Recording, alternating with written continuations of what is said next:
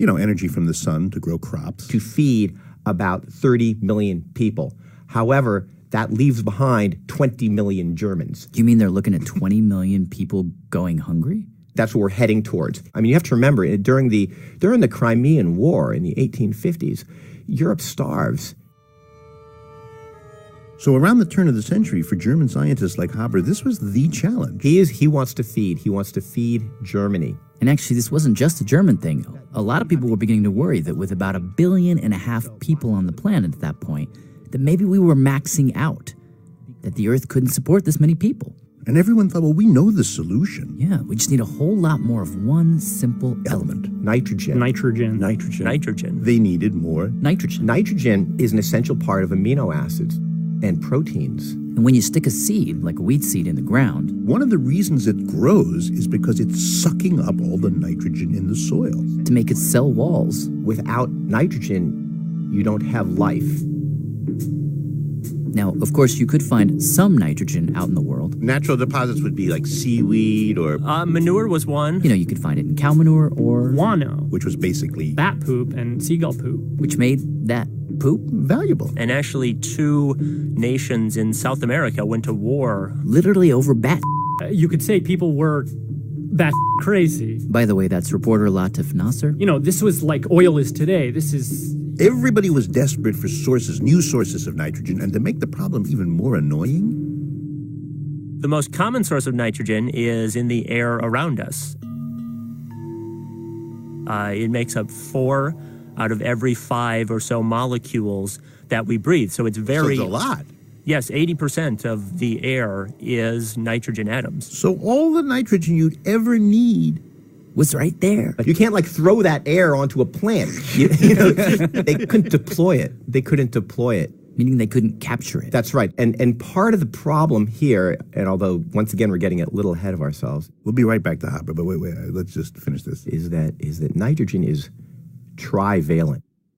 Trivalent. In other words, nitrogen has really strong attachments to itself. What he means is that when nitrogen atoms are just free-floating in the air, they will cling to each other. These little nitrogen atoms will fiercely hold together, and it's almost impossible to pry them apart. His calculations showed that it couldn't be done. At least not without a tremendous amount of energy. More energy than seemed like possible to make. Yes, but, being ambitious. Haber starts thinking, in order to do this, we need to pressure this. We need to put it under a lot of pressure. So he starts experimenting. He figures out a way to take a lot of air that's filled with these little nitrogen bonds clinging to each other and pump it to a big iron tank under extreme pressure at high temperature. And then he forces hydrogen into the tank. Get in there! And you have a number of chemical reactions. And what happens is that you're elbowing the nitrogen apart from itself and then forcing it to bond with the hydrogen in a new way. And when hydrogen and nitrogen bond together, the thing you get is ammonia. A liquid that has captured the nitrogen right out of the air. You literally get a drip, drip, drip of ammonia.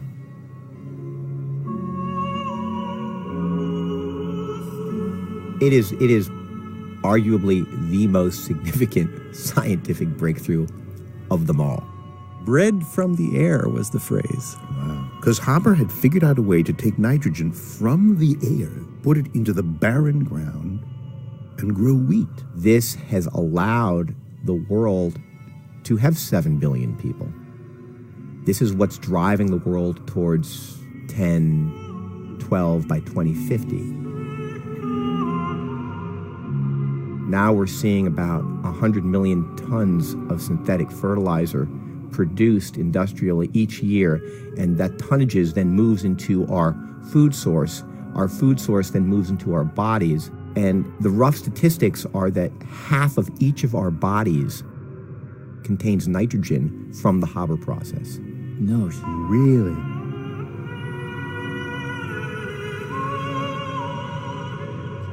And so in 1918, Fritz Haber gets a Nobel Prize. But, and this is why this is such an interesting guy, Around this same time, officials in the U.S. government are calling him a war criminal.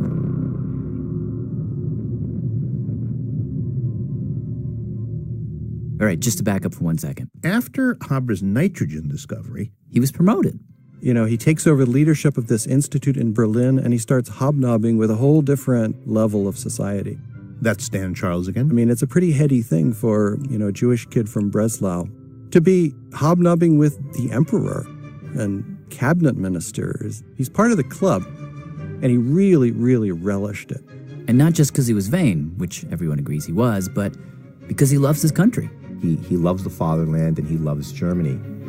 So When World War I begins, he signs up immediately, sends a letter volunteering for duty. Saying, you know the process that I use to make food? Well, I can use that same process to make Explosives? Because the thing that you put into the ground to grow more food is also the thing you can explode to make a bomb? That's correct. Because it takes such energy and pressure to separate it, this trivalent bond is so strong that when it comes back together, that energy that's released, it could be used for life or death. In any case, back to World War I. there's trench warfare, it gets bogged down, and Haber has an idea. He goes straight to the German High Command and he pitches this idea. He says, well, we can drive those enemy soldiers out of trenches with gas. Chlorine gas. We'll basically bring it to the front, and when the wind is right, we'll just spray it. But the generals were not all that convinced. No, They just didn't like it. A lot of them were like, this is not how you fight a war. it's like playing dirty, Yeah. sort of unsportsmanlike. But he organizes soldiers, he organizes whole gas units, And nobody even had to ask. takes command of them partially. He travels to the front.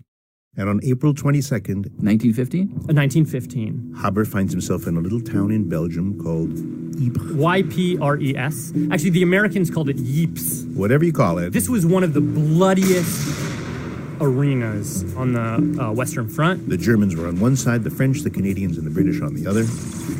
And there, behind the German lines, is Our frenemy, Fritz Haber. Our friend. He's bald. He has a pot belly. He has these pince-nez spectacles. He's chomping on a Virginian cigar. He was always smoking these Virginian cigars. And he's wearing a fur coat Really? in what is basically like the Baghdad of his time. But Nobody had done what he was about to do on the scale that he was about to do it. So basically, at 6 p.m. on April 22nd, when the wind was just right, he says, Haber's gas troops unscrew. They open the valves on almost 6,000 tanks containing 150 tons of chlorine. That's like an adult blue whale of chlorine. I'm just trying to imagine that. Is that like a green cloud? Some people describe it as a cloud, and then others describe it as this kind of 15-foot wall kind of hugging the land, and it's just sort of approaching. And it's moving at about 1 meter per second. And according to some accounts, as it crept across no man's land, The leaves would just sort of shrivel, and the grass was turning to the color of metal. Birds would just fall from the air. within minutes, the gas reached the Allied side, and as soon as it did, soldiers began to convulse. They were gagging, they were choking. Hundreds of them were falling to the ground. What is the gas doing to them exactly? I think what it's doing is it's, if you breathe it in, it sort of irritates your lungs to the extent that they sort of fills up with fluid so quickly that you sort of drown in your own phlegm. So they were actually drowning? Literally drowning on land. Wow. Yellow mucus was frothing out of their mouths. Those who could still breathe would turn blue. This is a description of hell. Yeah. But Haber saw it as a wonderful success and wished that the Germans had been better prepared to exploit it, because he felt like they really could have made a terrific advance if they had had more confidence. And he is celebrated for it. He gets promoted to the rank of a captain. and he goes home for a few days, a hero. But when he gets there, he has to contend with his wife, Clara Immerwahr, Clara. also from Breslau, also from a Jewish family. and also a scientist, unusually so in those times. She was actually sort of a genius herself. She was one of the first women to earn a PhD in her country. And shortly after his return, Clara allegedly confronts him and says, Look, you are morally bankrupt. how could you? But Haber just kind of ignored her, and According to legend, he actually threw a dinner party in celebration, of the big victory. invited his friends over. Now, we don't actually know if he threw a party. I consider that apocryphal. Dan doesn't think so, but what's clear is that he saw no reason to question what he had done, and that infuriated Clara. Especially because she found out he was leaving the next day to direct more gas attacks. And they probably had an argument. Yeah. Undoubtedly they had an argument. That's historian Fritz Stern, who also happens to be Fritz Haber's godson. They had a quarrel, More than that. Let's call it a fight. and later that night, After the party, Haber takes a bunch of sleeping pills, goes to sleep, and she takes his service revolver Fritz Haber's pistol. Walks outside to the garden. and pulls the trigger. Shoots herself In the chest.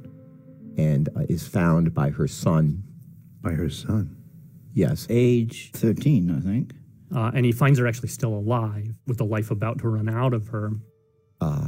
Haber, it's unknown what happens for the rest of that evening, but it is a well-documented fact that the very next morning, on schedule, He goes back to the front. To the Eastern Front. Leaving his son alone with his dead mother. That's, Cold, huh? yeah. Heartless. It was a terrible moment. Did he run away? Was it duty? the son eventually, after he emigrates to America, kills himself.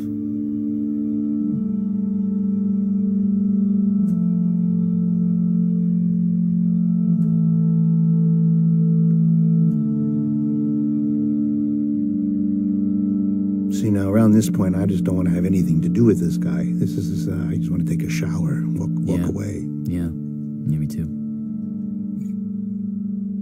You know, on the other hand, I mean, if you look at the grand calculus, people he's helped or fed versus people he's killed, I mean, he's fed billions of people. I don't know that you could entirely call him bad. I might even tilt towards saying he's a little good, to be honest. You wouldn't, though, would you really? Would you really think that this guy's a good guy? Honestly, yeah. You know, just because of a mathematical summing up? We're talking billions of people. He's standing there on the front, pushing the gas into the lungs of other human beings. Now, admittedly, it's a war, but still. Then he goes and, and celebrates that, and then walks away from his child and his wife dead in the garden and says, more of that, please. Well, there's something distasteful about the fact that he was too into it. But like, I do think on some level you have to divorce the man from his deeds, and you got to ask, is the world better with him or without him? I think you got to answer it with him, right? Well, Should we keep going with the story? yeah. All right. So, Sam, what happened to this guy after World War I? he actually was very humiliated that Germany had lost, and especially humiliated over the fact that they had to pay enormous war reparations to other countries. So he decided he was going to invent a process to pay for these reparations by himself. And what he decided to do is go into the ocean, into seawater, which contains very small levels of gold. But, over the entire ocean, there's a lot of gold dissolved into the sea. And he spends 5 years in a futile effort to distill gold from the ocean's waters. Sounds insane. On the other hand, if anyone could do it, He was trying to repeat this master stroke. Needless to say, He fails. It was actually a crushing blow for him. and then things really take a turn. 1933 comes, and Hitler takes over. And one of the first acts that the Nazis do is to basically issue an order that says there shall be no Jews in the civil service. Now, Haber was Jewish, but because he'd served in World War I, He technically would be exempt, but 75% of the people who worked for him at the Institute, they were Jewish. and they would have to be dismissed, So he decides to take a stand. and says, this is intolerable, I'm going to resign. He says that he's always been hiring people based on how smart they are and not who their grandparents were. So he sends a letter to the Ministry of Education resigning, and he leaves Germany. Telling a friend, he felt like he'd lost his homeland. And then he starts this period of roaming. He eventually goes to England. But in a famous incident, one of England's leading scientists refuses to shake his hand. And he is basically homeless at this point. You know, he's a man adrift. Meanwhile, his health is failing. In 1934, he takes a trip to Switzerland to a sanatorium. But before he can get there, his heart fails and he dies. Now, there's a footnote to this that is very strange. I got a little, my dorsal hairs stood up when I read the end of this. Right. So during World War I, Haber's Institute had developed a formulation of insect-killing gas called Zyklon. Zyklon A. Which was originally just a pesticide. Once again, another nitrogen compound. It was developed in his institute. He knew about it. In fact, his chemist had given this particular pesticide a smell. It was a warning smell, so that people didn't inadvertently breathe it in and get sick. But after the Nazis take over... This is after he died. They reach back to the shelf and they find this Zyklon stuff. And they ask for it to be reformulated to take out the warning smell. And it becomes Zyklon B, the killing gas of the concentration camps. Did members of Haber's family die in the concentration camps? Yeah, members of his extended family did. Certainly friends of his did. There's something deeply, deeply wounding, distressing, upsetting at the thought that he had anything to do with Zyklon B. But he did. The use of it, he couldn't have imagined.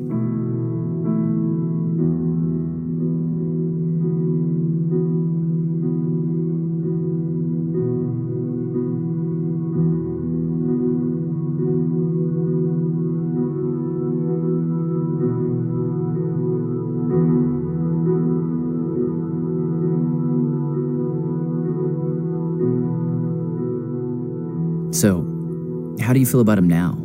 Because, I don't know, I can't help but feel bad for the guy.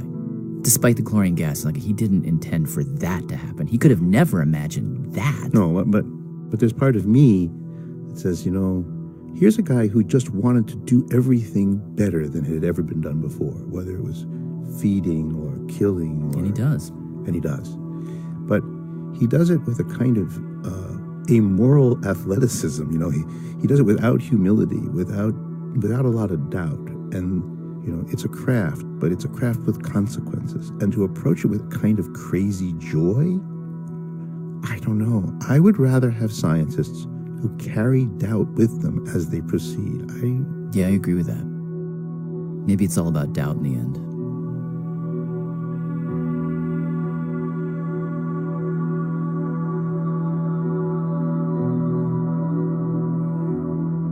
Thanks to all our great storytellers, Dan Charles, Sam Keane, Latif Nasser, Fred Kaufman, and Fritz Stern. You can find out more information about all those guys on our website, radiolab.org. Hi, my name's Josh, and I'm calling from Harlem, New York. Radiolab is supported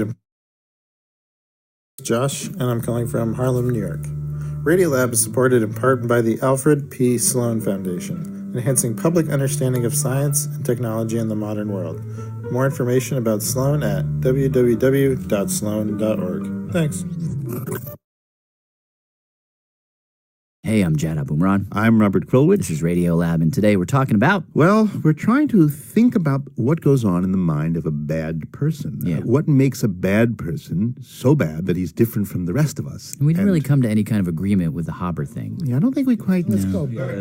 But, you know, we ended up walking this question around to different people. We want to talk about bad people in Shakespeare. And oddly enough, we got a really interesting take on the true nature of badness from this guy. James Shapiro, professor of English at Columbia University. And he said, to start, you want to know about bad? I'll give you bad. In Titus Andronicus, there's a character by the name of Aaron the Moor. There's a moment in the play where Aaron gets up on stage, looks at the audience, and says, let me just tell you the kinds of things I've been up to recently. Set deadly enmity between two friends, make poor men's cattle break their necks, set fire on barns and haystacks in the night, and bid the owners quench them with their tears. Oft have I digged up dead men from their graves and set them upright at their dear friend's door. Even when their sorrows almost were forgot, and on their skins as on the bark of trees, have with my life, with my knife, carved in Roman letters, let not your sorrows die, though I am dead. Whoa. So he's bad. Yeah, but see, here's the interesting thing. According to James, he is not the baddest in Shakespeare or in life, because ultimately the play offers up a reason for his nastiness. The reason why he's telling all this stuff is because he has cut a deal. They will spare his son if he fesses up and tells them what they need to know. So there's a way in which there's a touch, a spark of humanity. Just a little glimmer. And he says that's what people wanted.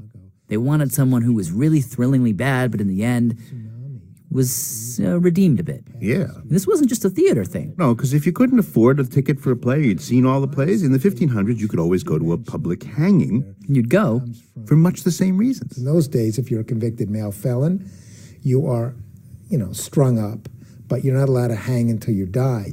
You're cut down before then. Warning, this next part's a little graphic. Then the executioner castrates you, cuts you open, and takes out your internal organs and then separates your head, which is put on a post. But even with all that gore and horribleness, there was often a moment that people waited for. And in a way, we wait for it still, even now. We want what Elizabethans got at the scaffold, which was a confession. Before the guy is cut to shreds, he's allowed to confess. I heartily, regret the fact that I killed a young maiden or defamed the king, whatever it is. The expectation is somebody is made to make his peace with his maker before he dies. That's what you do. And that's what Shakespeare did in all his plays. He would give all his baddies at least one moment where they could be understood. Except this one time.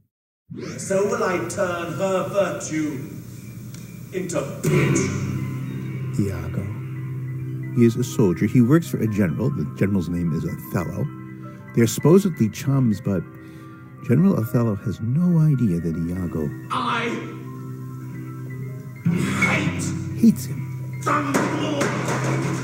So he plans to destroy Othello. Now, we don't exactly know why. There are hints of reasons, like maybe he thinks Othello is sleeping with his wife, we're not sure.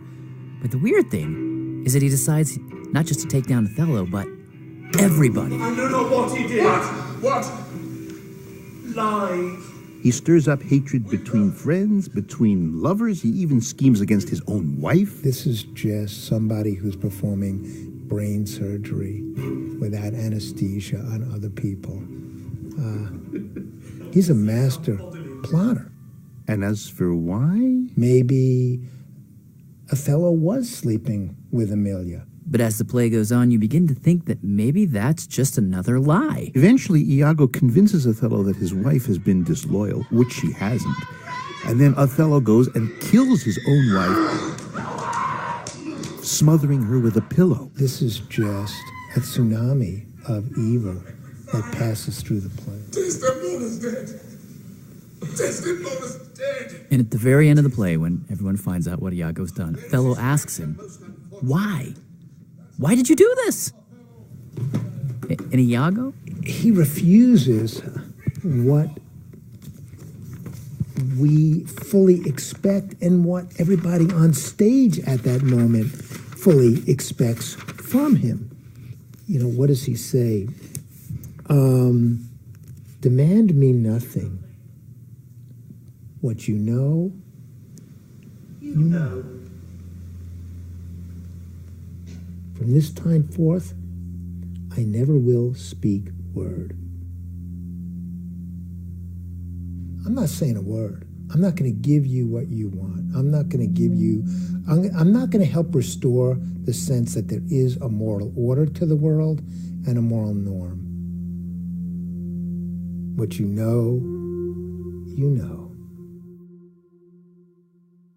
If this is the singular moment in Shakespeare where he gives you an ununderstandably evil man, no motives, no reason,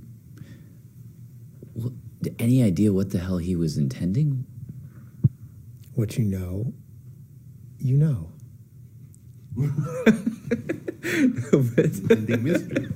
Meaning, I mean, what, any idea what was in his mind? Was he trying to make a commentary on something? Was he grappling with something? Do we know? You know. Damn it! The good Iagos make you want to shower the minute you leave the theater because you are sullied by them. Thank you to James Shapiro, whose most recent book is called Contested Will. You know what? You know what I'm left... He had you there. Yeah, well. You know what I'm left thinking, though, is like, if you could somehow... I mean, that was make-believe. But if you could somehow get a real Iago in the room and subject that person to questioning and really get them to sort of fess up as to why they did it, would that make a difference? We should say that this next section of the program has some references which are extremely graphic and not to everybody's taste. So if you have kids in the room, maybe this is a time to tell them to go brush their teeth or something. Yeah. That comes to us from our reporter, Aaron Scott. Yes, Jeff Jensen. Nice to meet you. Nice to meet you. All right, so who is this guy we're hearing? This is Jeff Jensen, and he's a reporter in L.A., and he wrote this graphic novel that I read about one of the most prolific serial killers in U.S. history. Gary Leon Ridgway. The Green River Killer. The first victims of the Green River Killer were found in the summer of 1982. The Green River murders terrorized Seattle in the 1980s. In Seattle today, a man called the Green River Killer. Ridgway murdered at least 49 women. The so-called Green River Killer. But it's suspected that it could be upwards of 75. Wow. Making him the most prolific serial killer in American history. All the victims were prostitutes. He buried them or left their bodies in these little clumps in the woods. The killer seemed to have placed the bodies as if they were mannequins. And in January of 1984, the Green River Task Force was formed, and my father was recruited to the task force. So Jeff wrote this book because his father, Tom Jensen, was one of the lead detectives tracking Gary Ridgway. He ultimately spent 17 years searching for this man. In December of 2001, my father and his colleagues make the arrest. DNA testing matched him to the crime. They arrest Gary Leon Ridgway, and on June 13, 2003, Gary was secretly taken out of his jail cell and brought to a sort of very nondescript, concrete, ugly office building. And over the next 6 months, from June to early December, it was Tom's job to get Gary to open up and give up the few details that they really needed to link him certifiably to all these crimes.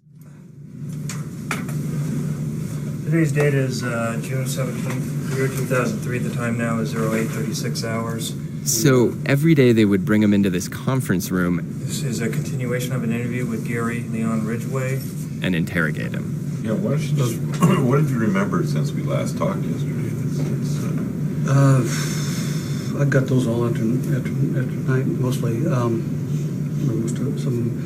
But I remember picking her up at...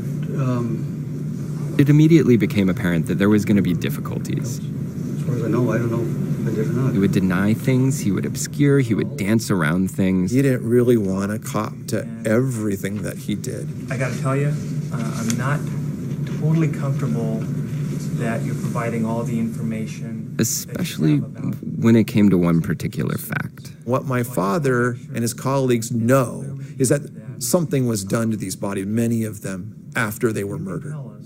Is he saying what I think he's saying? Yeah. Necrophilia. Gary is dancing around this topic. Gary had denied this to his own lawyers. So my father and the other interviewer in that room that morning, Detective John Mattson, they start using a line of a tact of interviewing him that was very... It's okay. It's okay if you did. Stunningly, shockingly empathetic. Nothing to be ashamed of. Mm-hmm. Thousands of people have done it before you. You're not the first one. You know, you're not the first person that's ever done this. You're not going to be the last one. You won't be the last. That's one of the things that we need to know. The father's trying to reach out to him. Okay, I know it was more than an urge. It's okay to admit this. You need to admit this. Okay, it's all right. But we've got to know that. That's one of the things we have to know. And that's why it's okay to let it out. And he does. Yes, I did lie about that. But that's when I went back one time before, and some of the But like I said, I gotta give it out. I can't keep holding it. No, it's building up. This was a major breakthrough. So he ends up admitting it. In graphic detail.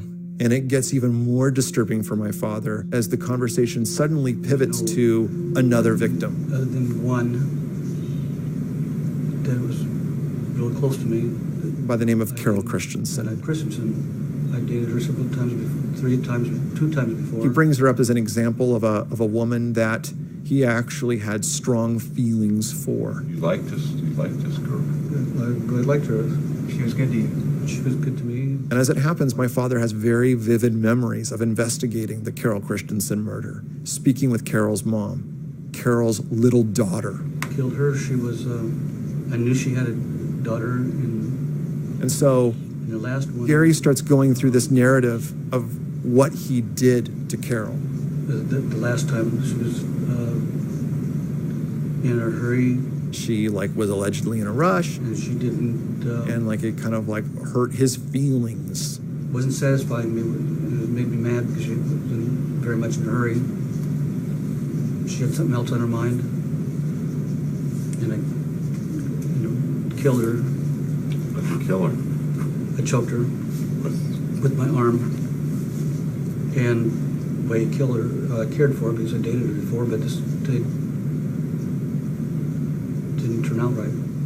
Up until that point, Gary refused to say that from the minute I picked these women up, I wanted to kill them. He claimed they were in the middle of a sex act. He would get distracted. Something would happen. He just kind of went crazy. He had snapped. And almost blaming the victims. And my father wasn't buying it. Let's back up a little bit. The fact that he kept on doing it over and over and over again was come on. You've been through this a lot of times before, and she's already told you she's in a hurry. You knew what was going to happen. And you've done this how many times before? 10, 15, 20 times. You know what's going to happen if she pisses you off. And you like her. You're telling us all these things. Yet you go into this anyway, knowing full well that it could end up in her death. And Gary just says, yes, that is true. When I picked them up, I was going to kill them. Finally acknowledging, yeah, that's true. There's a pause and my father just says, why? Why? Why did you do this? Did you need to kill? And that was a question that had haunted my father for decades. Why? In that why, in that one simple why that he asked Gary, there was a lot of questions he was asking. Why did you inflict all this suffering on them, on us? Why did you take these women off the streets and want to destroy them? Why? Why? And the answer is unsatisfying. Yes, I did need to kill. I needed to kill her because of that.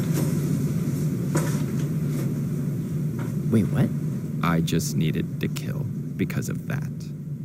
And then he just trails off. I need to kill because of that. That's it? That's yeah. I just wanted to kill him. I just needed to kill them. In that moment, my father, he stands up and he says, touched me. You've touched me, Gary. You've touched me. Let me take a break. Okay, we're going off tape now. It's 09:24 hours on June 17th, year 2003. He walked out of the room and just started weeping. They spent the next 6 months interrogating him. They brought in psychiatrists and forensic psychologists to try to get an answer. Gary says, I needed to kill. And they go, why? And he says, because of the rage. And well, why the rage? And because women have stepped on me all my life. Well, why can't you deal with it in a normal way? Each answer just begs another why. And even though in the end they got him to confess to these 49 murders, they never really get any closer to an answer than this first one. That afternoon, he gets in his car, goes home. He finds my mom on the deck. He sits down next to her. She says, what happened today? My dad said, I don't want to talk about it. And to this day, they have not talked about that day. And he hasn't talked about it with anyone until I interviewed him for the book. And why is it so important, do you think, to understand the why behind such an evil act? Well, the thing that haunts me about the why question is that I'm reminded of like one of the oldest stories in the Bible, which is the story of Job. The story of Job is that one day God and Satan are having a conversation and they're saying, have you checked out Job? You know, I'm really proud of Job. He believes in me and he trusts me so much and he has such great faith in me. And Satan is like, I bet I can change his mind. And so Satan basically systematically destroys Job's life, takes away his wife, his children, all his material possessions. What follows is this ongoing conversation between Job and his friends about why does this happen? Why does God allow this to happen? Only then does God speak up and kind of say, like, you're going to question me? Like, you know, who are you? My point is, sometimes when we ask the why in the face of profound evil, I kind of wonder if what we're doing is that we're daring God to show himself. And I think what we want out of the why is meaning to life, to reveal itself in a way that restores order and gives us hope that all of this isn't just meaningless chaos.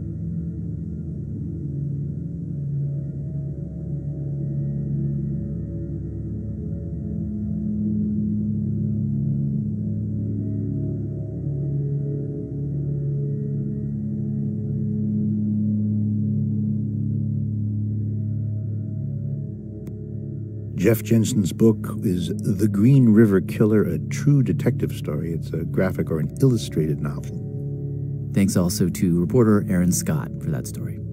This is Radiolab. Thanks for listening. Hi, this is Lauren from Winnipeg.